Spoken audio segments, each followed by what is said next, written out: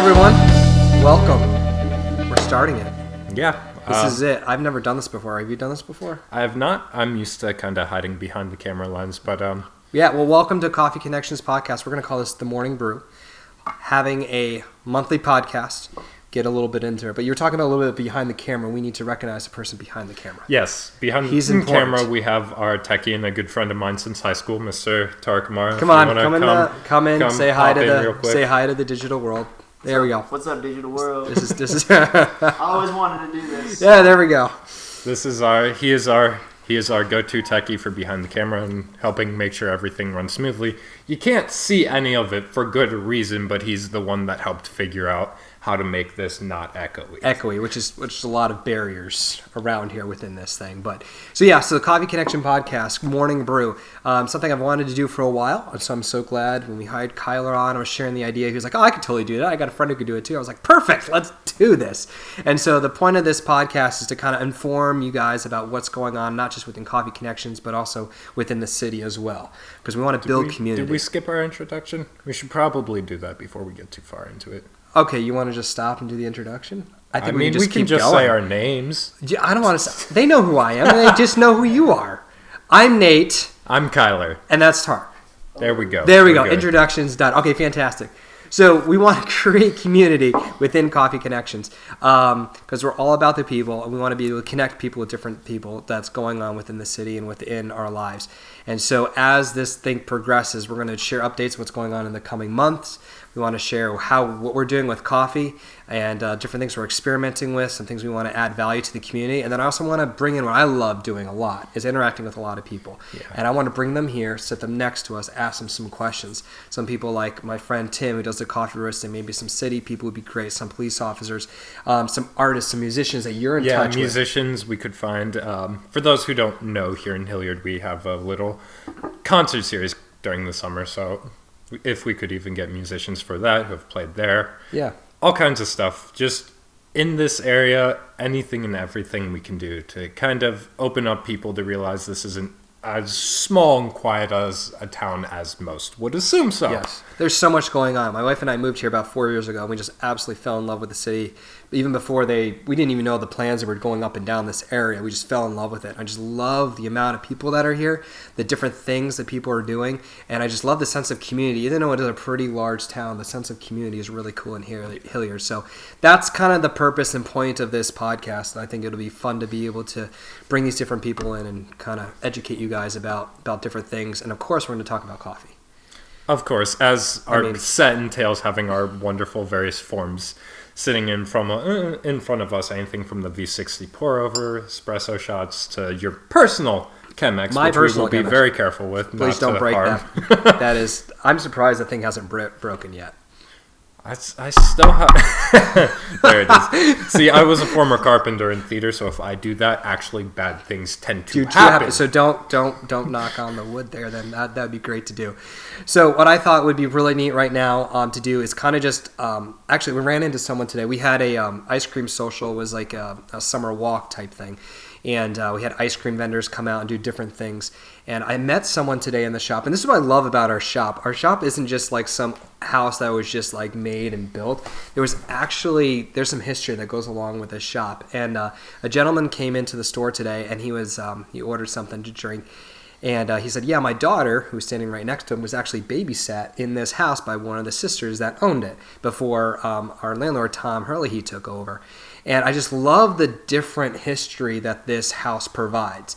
Had an older couple came in, and they remember when they were a kid that this house was a ration house for the war. So they remember coming to this house, getting their stuff, because they had to portion things out because the war was so incredibly financially so focused. You needed to portion things out. So that was a pretty cool. So we keep getting cool little stories about this house. And one of our little, I guess, odds and ends that actually exist in the house as kind of a decoration is a small little 5x7 picture that is actually the house from way back when, before any business took over. Yep. So hopefully soon enough I will be excited to be having the updated picture of us now right side by side. That would be really cool. That would be really cool to have there. And I was neat too on our Facebook feeds. I have to find it somewhere and send it to you. Maybe you can put maybe a couple different things together. But an old customer of ours, someone, it was either his father or his uncle, something like that, took a picture of him and his brother in front of the house when Old Hilliard was Old Hilliard with certain homes before it's all spaced out now. And it's an old black and white photo with him and his brother staying side by side right in front of the house. I just love the house feel of it. I love that when people walk in, they feel home, they feel peaceful, they feel like I can relax here.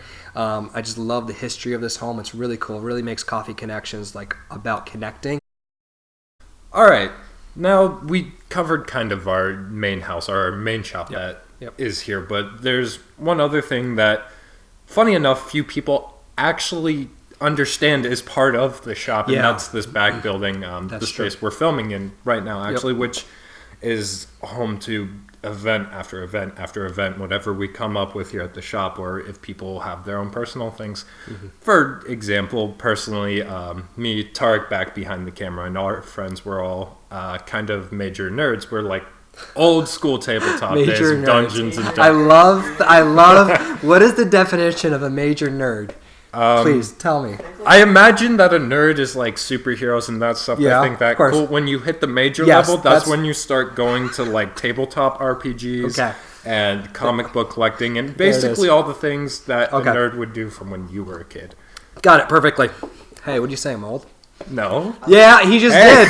He just did. It's a different I am time. old. It's okay. It's okay. I'm not terribly old. But yeah, it can be anything ranging from a gallery night, which I personally hosted here. It didn't end up being in this building, but in the shop. So displays for local talent, or to just private fun things like Dungeons and Dragons, or for the public, your Brewmasters class coming up here. So and July 29th, what I'm trying to do is kind of create more of an awareness of coffee. So I do a coffee tasting class every once in a while. And the next one I love doing and I'm experimenting with is a brew methods class. I did one a couple months ago. It's a very small class, so I can't have like 9 people like I do in a coffee tasting class. We have like a coffee flight. It's lots of fun. But this one's a little bit more small. It's just like 4 to 5 people max, because what happens is I teach them how to use that method to brew coffee. And so this month, what I'm going to be using is this V60, or what we call pour over. And this is one of my favorite methods to brew coffee with. When my wife and I started this coffee journey, we went to a couple different places in the city.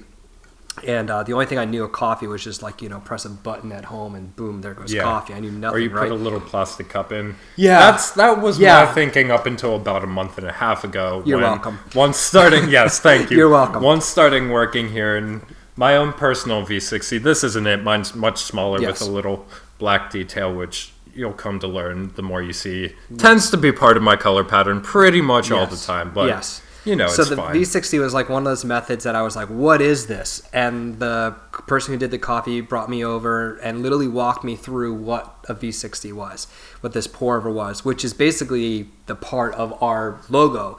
If you look at the Coffee Connections logos, there's a triangle and a drip mark underneath it. My brother-in-law, Matt Constance, created that because he realized how important we were using the V60. Even when I had my coffee bike, that's all I used. So the V60 brings out a really nice flavor within your coffee as you're brewing it. What I like about it is it takes about 1.5 to 2 minutes to brew, so it's perfect time to communicate with people. So you can build a relationship, ask questions. Tark has a question. I have a question, teacher. Master, that would be. Master. No, I'm joking. So are you coffee sensei? Is that the official title? No, I'm not. I have to go to the mountain in order to be a sensei. Okay, I'm not there. I'm still at the base. What the forbidden being. Yes, exactly. What does the 60 stand for? That's a great question. I have no idea. I don't even know what the V stands for. I don't know. This particular motto is a Hario size number 2. Hario is the company name. I could even be saying that wrong too. They have a size 1, 2, and 3 kind of device here. And this is the 2 one. But what people get when they pay for the class is they'll actually get a ceramic one of these. They'll get a handful of filters and they get whatever bag of beans they would like. And then slowly I will teach them. I'll show them what to do, and then I'll personally walk them through how to do their own pour over. So that way when they go home, they know what they're doing. The beans, I think it's a fair time after talking about pour-overs to kind of segue into our wonderful featured bean this month, which being the Bally Blue, which every one of us here in this room working on this podcast has tried and fallen in love with because it is amazing. It is really good. It was one of the first beans that my friend Tim and I roasted together in my house. I'll give a little bit more update on Tim as podcasts go on, and my hope is, I know he'll do it, is come here. He'd totally liven it up. He's awesome, funny, weird. It's wonderful. But when we roasted in my house, it was one of the first beans we roasted, and I just absolutely fell in love with that Bali. Yeah. It's beautiful. It's sweet. To kind of give an idea for when Tim does eventually come here, which he will. Oh, he will. Not only a couple days ago, being in the shop, the perfect example of what Nate you claim would be his humor type is my mistake of looking at our decaf beans and being like, oh, that's a great name. You guys called it the Decaf Mafia when it actually meant to say Maya but Decaf. Quite personally, I think Decaf Mafia sounds better. Decaf I'm Mafia. sure Tim would agree. Tim would totally agree with that. He'd be like high-fiving you, giving you hugs, that sort of thing. Yeah, so that's one of the things that are coming up. So that's kind of what this podcast is going to be. Explain different events, explain why there would be an opportunity for you to show up. And kind of what's great about the Brew Methods class or any other thing that we offer here is you're going to be connecting with different people, which is our heart. So we can build community together. It doesn't matter what your difference is, what you believe, how you decide to live your life. We're all human beings, and we all desire relationship and connection. And so why don't we create that spot here in a completely neutral ground in many different ways possible so we can better our community together instead of being separate. And more importantly, so as all being human beings and all being human adults, we all come together over coffee of all things. And even if you don't like coffee, just the idea that you're in a coffee shop, you just think you're cool. My wife, Sharon, just now is starting to get into coffee, but she will not drink black coffee. It has to be sugared mocha, something like that. Know. But even candied. Yeah, exactly. Candied. Very, very good point. I call it abuse, but whatever. That's abuse candied. Same thing. Abuse. I am guilty of admitting that was me at one point. It's okay. I like an occasional black and white mocha. Oh, it was much worse than just a simple mocha. Oh, we're talking. This is like 3 times more than it should be. It's so good. We're talking like full out. Oh, like it's made with sugar. It is pure sugar. Yes, pure sugar. It is pure sugar. It's so good. Let's just say my father-in-law, who hates coffee, who only drinks hot chocolate when he goes to a coffee shop, he actually drank this, which is impressive for my father-in-law.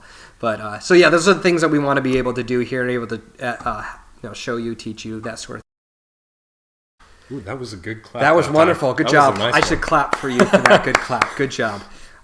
So we're gonna do some interviews with people, and so right now I'm gonna switch it to my man Kyler over here. Yeah. And so Kyler, when you would come into the shop often. And the one thing that impressed me all the time about you is that you would be at least a half hour early before you had to go to your shift. And I thought that was great about you, that you were very responsible, very you see the need, you actually take care of it.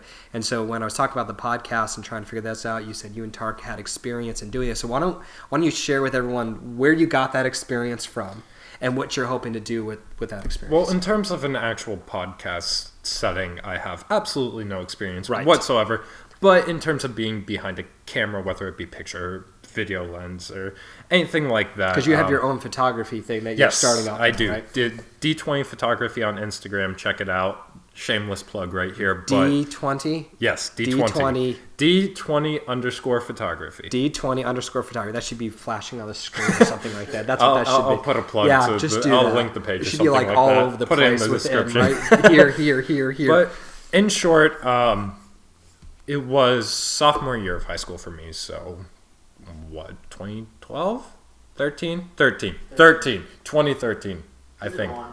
It's something like that. 2013. I don't know. I was 26. I can't remember. But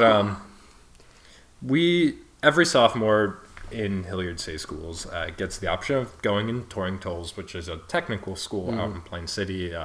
A lot of great people. I have friends that have gone through cosmetology that end up coming out with their license and things like that.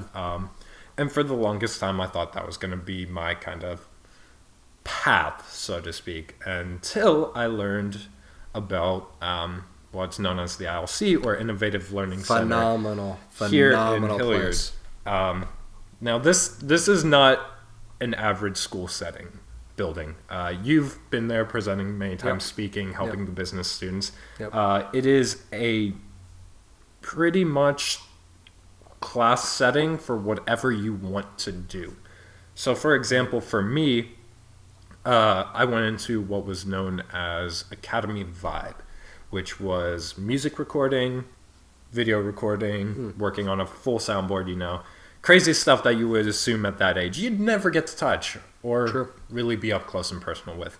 And that's kind of the path I walked down compared to going to Tolles instead, because that had more of my interest, being a theater kid, a techie at heart all through high school. And as it went on, the second year of its existence, which was my senior year, was kind of, for us, it was called the studio course, and it was pretty much go for what you want to do. And that's where I started video recording and being behind the camera and learning all those different techniques, which I've adapted not only to video now, working with the podcast, but photography as well, which is where I kind of learned. I never went through an actual photography course or a set like video course. I just had a really, really darn good teacher, Mr. Trevor Torrance. I'm sure eventually I'll find a way to get him on here, because this is right up his alley. Now, let me tell you about Trevor. This was cool. The ILC earlier this year had my wife and I come in and give us a little tour of the ILC, and we've done a couple of things. Like, we did like a mock business interview with some students, which is pretty crazy intense. I just have to say, these kids at the ILC will change the world. I mean, I was not thinking on the same caliber they were at 17. I tell you that right now. They are. I mean, they come in and present their business plan, what they want to do. I'm like, I'm done. I was like, I'm done. You can have everything. I mean, you got a great plan. But one of the things that was really cool is at the end of it, they brought us upstairs and they had all the faculty at the ILC there, and they just gave us like a great thank you award, just saying like, thank you for investing in our students, because we've had some of the students here doing some filming, and we just keep trying to encourage them and saying like, you need a space to record. Got a space to record. You want something outside, some real practical experience. We're hands like, let's do it together. Whatever we can do to make students better in real life. With real life things that are going on, let's partner and do it together, because that's education, is like, let's do it. Put what you're learning into practice so you can grow and be better faster. And so one of the guys, so after they presented the award and that sort of thing, I shared a little bit, and I was like, I just want to say thank you for everything you guys did, because I hired one of your students, and because of the things you were putting into these students, I'm like, he was like, the moment he came in, I knew there was something special about him, because the way he carried himself, the way he talked, the way you did things. I was like, the ILC, I know, blush, it's okay. The ILC did something to you and made me as a business owner want to hire you, and because I knew you could add value to us easily, because I didn't have to hold your hand and train you. It's like, you get it. And so I had one guy ask me, he was like, who is it? And I was like, oh, it's Kyler. And yeah, it's Kevin. He was like, I know Kyler. Yep. And so, sounds, I mean, like big those. High five, tall, he was phenomenal. And so thank you that's great. So you went to the ILC and that sort of thing. So then how else did you learn to develop this stuff? Well, when I first started ILC, I wanted to try and be Mr. Rockstar, Mr. in front of the microphone, band backing me, all that kind of stuff. And quickly, but stubbornly learned it was not necessarily for me. I remember I hear stories all the time from my mom, how she talks about she'd go to a parent-teacher conference, and they'd be talking, and both Trevor Torrance and Sean Malone, who was one of the other teachers when I was there, I believe he moved on to a different class now, both would look at her and just be like, I don't know why he's attempting to try and be in front of the spotlight so much. And little did I realize that kind of behind the scenes was more of a natural fit for me, like editing things together, helping record audio and stuff, helping all the other students in the class that were trying to do music videos, and I'm saying, they're like, oh, okay, I'll hop behind the booth for you, no problem. And that's where my passion and my love for doing this kind of thing kind of came from. And I've had a couple opportunities with some people in the past that didn't pan out how I was hoping to, but this is definitely, since being here for the last month and a half, has all but exploded what I was planning to do. Cool. That's awesome. Yeah, one of the things I loved about what Kyler would say is that he loved to be behind the camera and do the work. And what I like about people that work behind the camera is they have to know what's going on and they have to do it, because a person up front, they only have one job. Just be there, remember their lines, and make sure they move around and that sort of thing. The person behind the camera has got to know everything. Everything. What if this falls? What if this cracks? What? Yeah, Tark's laughing. He's back like, there what if? Because we're not worried about if someone walks in the door. He is. So. And I know his worry, because both he and I live by the philosophy in theater that if it weren't for us, the actors are just sitting in a dark room reciting lines without any fancy costume or anything. Not knocking on any actors. I know good ones. I know not so good ones, but it's knowing your role and your place, and that's what it is. And it's knowing the roles, that everyone is important. It's not just normally the people up front are the ones that we see and we like idolize, and we'd be like, no, I want to be just like them. But you forget this massive thing that's back there, an old photo that used to go around. I don't know if it's still around. I'm dating myself here. It was an iceberg, and the idea was the top part of the iceberg is the only thing you see is the top part of the iceberg, and then there's a shot underneath the iceberg, and the iceberg underneath is much larger underneath. And basically it was saying, I'm like, you only see the tip of the iceberg. You miss all the stuff that's holding that iceberg up to put that front face on. And it's to value, basically, don't underestimate what's there that no one sees. The leadership skills, the understanding, all that stuff is there. You know, people might only see one aspect of you, have this other spot. So that's kind of how I view holistically as far as leadership is concerned. It's like, yeah, everyone wants to be up front, but no one wants to be a behind the scenes person. I'm like, but the behind the scenes person is just as important as the person up front. And that's what I liked about Kyler. That's what I liked about what the ILC put it in him to make this stuff happen. It made me as a leader, as a business owner, go, I'm like, hey, you've got the skills. You get what's back here. Now you know what's to do up front, and let's do it. So that way you're not worried about going back behind the camera, because you know what to do. And that's what's wonderful. I think that's it. Yeah. Wraps up our first podcast, right? That pretty much sums up the first episode. So, like we said, this is going to be a mixture of a bunch of different things, ranging from, coffee portfolios and tastings. And I'm sure there will be many times where instead of water in our mugs, we have coffee in it. It's not water. What are you talking about? Oh, there's no water in here. Wait, hold on. Was that a secret between us? Well, not anymore. I guess you could always episodes out of that.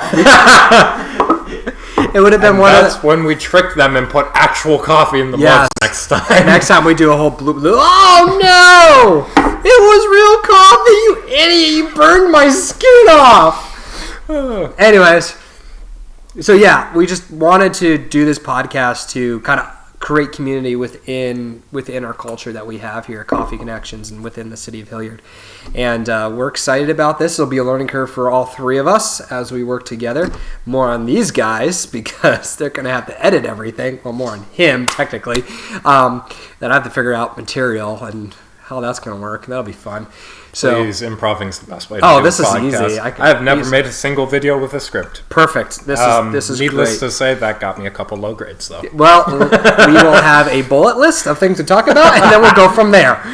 So thanks for tuning in. So we're going to try to do this at least once a month. If that continues, goes well, then we'll do twice a month, probably. Yeah, twice a month. And who knows? Maybe you guys will like listening to us talk back and forth and just mess around and have a good time and kind of update everyone enough that we could be dropping weekly episodes. Anything from that. Weekly? Wow. Yeah. Wow. Yeah, it could go there.